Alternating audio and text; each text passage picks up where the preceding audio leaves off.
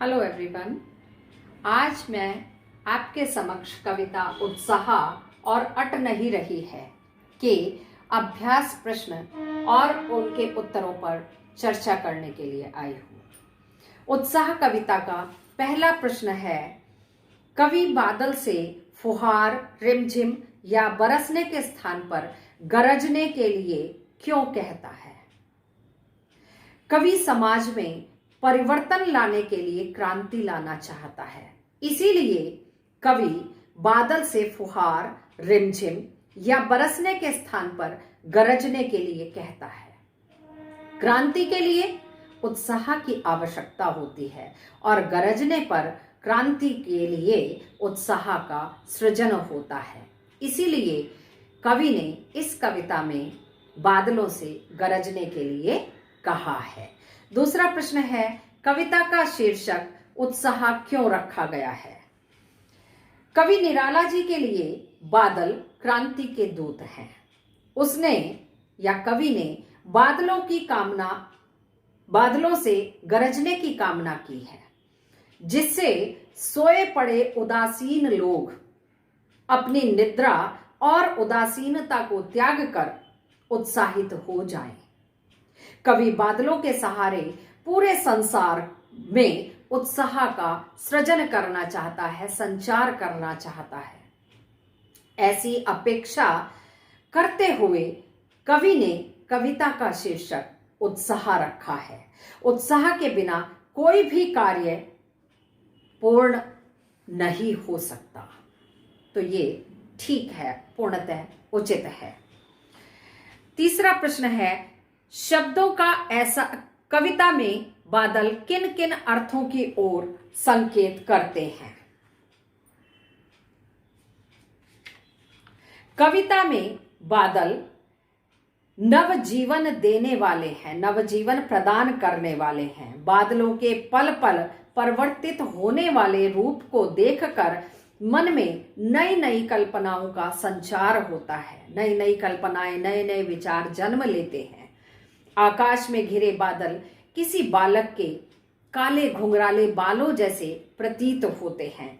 बादलों के हृदय में बिजली का जन्म होता है और बिजली कौंध जाती है, जिसमें क्रांति का संदेश मिलता है, या जिनके द्वारा हमें क्रांति का संदेश भी मिलता है।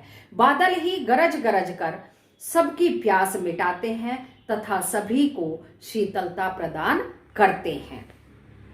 नेक्स्ट क्वेश्चन है, शब्दों का ऐसा प्रयोग जिससे कविता के किसी खास भाव या दृश्य में ध्वन्यात्मक प्रभाव पैदा होता है, वह नाद सौंदर्य कहलाता है। उत्साह कविता में ऐसे कौन से शब्द हैं जिनमें नाद सौंदर्य मौजूद है? छांट कर लिखिए। घेर घेर घोर गगन धारा धर ओ, पंक्ति में यह नाद सौंदर्य विद्यमान है। कई बार यह प्रश्न इस प्रकार भी आ जाता है कि नाद सौंदर्य किसे कहते हैं, तो वहां हम इस पहली पंक्ति को उत्तर के रूप में लिखेंगे कि शब्दों का ऐसा प्रयोग जिससे कविता की किसी खास भाव या दृश्य में ध्वन्यात्मक प्रभाव पैदा होता है, वह नाद सौंदर्य कहलाता है।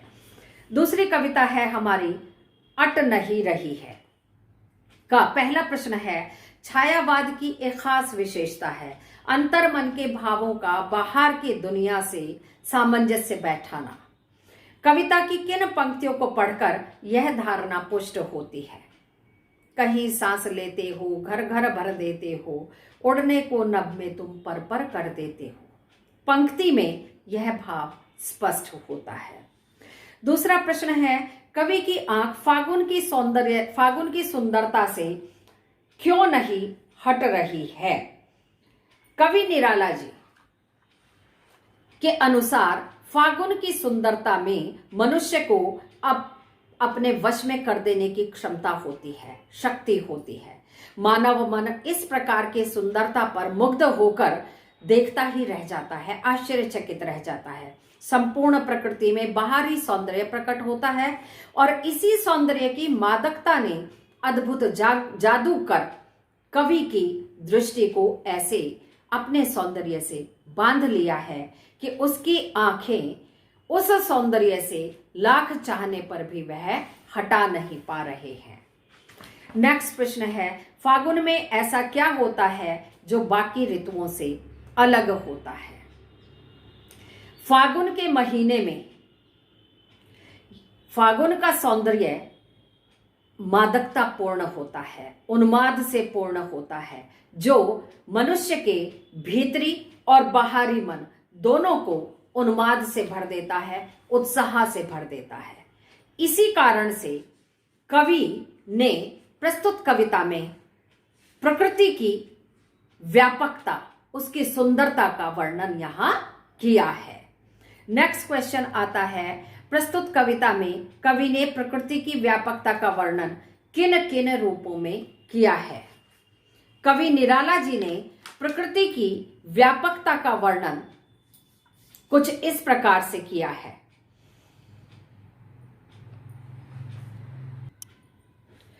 कविता में कवि निराला ने फागुन की मादकता को चारों ओर बिखरी हुई सुंदरता के रूप में वर्णन किया है, चित्रण किया है। फूलों की सुगंध से युक्त मादक हवा ऐसे प्रवाहित होती है जैसे फागुन स्वयं सांस ले रहा हो। फागुन के महीने में मस्ती इतनी अधिक होती है कि तन और मन दोनों में समा नहीं रही है। इसके प्रभाव से लोगों के मन इतने उल्लास से पूर्ण हो जाते हैं कि वे कल्पना की उड़ान भरकर आनंद लोक में विचरण करने को आतुर हो जाते हैं, उड़ने लगते हैं। अर्थात कहने का तात्पर्य है कि प्रकृति में सर्वत्र सौंदर्य और मादकता की छटा विद्यमान रहती है। नेक्स्ट क्वेश्चन है, फागुन में ऐसा क्या होता है जो बाकी ऋतुओं से भिन्न होता है? फागुन में प्रकृति की शोभा पूरे यौवन पर होती है या पूरा यौवन प्राप्त कर लेती है। भांति भांति के रंग बिरंगे फूलों की मादक सुगंध ऐसी होती है कि सांस लेने भर से सारा घर उसकी मादक सुगंध से सराबोर हो जाता है, भर जाता है। डालियों पर नए नए पत्ते आ जाते हैं, पक्षी कलरव करने लगते हैं और चारों तरफ मस्ती का वातावरण व्याप्त हो जाता है। और धरती पर कहीं भी खड़े होकर यदि हम सांस लेते हैं तो वह हमारे तन और मन को सुगंध से भर देता है और हमारा मन उल्लास से भर जाता है।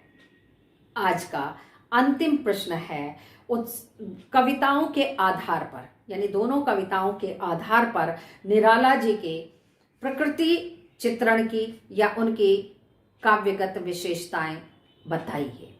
उत्साह कविता में निराला जी ने जहां एक तरफ क्रांतिकारी, प्रगतिवादी तथा अपना उत्साह दिखाया है, वहीं वे बादलों की तरह घूम घूम कर लोगों के कष्टों को कम करने का प्रयास करते हैं, उनके विरुद्ध आवाज उठाते हैं। तथा दूसरी तरफ दूसरी कविता अट नहीं रही है में कविता में फागुन का, प्रकृति का अति विशिष्ट वर्णन किया गया है। वे प्रकृति के मानवीकरण में सिद्ध हस्त कवि माने जाते हैं। फागुन का सौंदर्य साथ ही प्रकृति की कोमलता, सुंदरता एवं उसकी शोभा के सजीव वर्णन में इन्हें प्रवीण माना जाता है, कुशल कवि माना जाता है। इन दोनों ही कविताओं में प्राकृतिक सौंदर्य का मनोरम चित्रण किया गया है। आज के अंक में यहीं तक। अगले अंक में फिर एक नए विषय के साथ आपके समक्ष आऊंगी। धन्यवाद।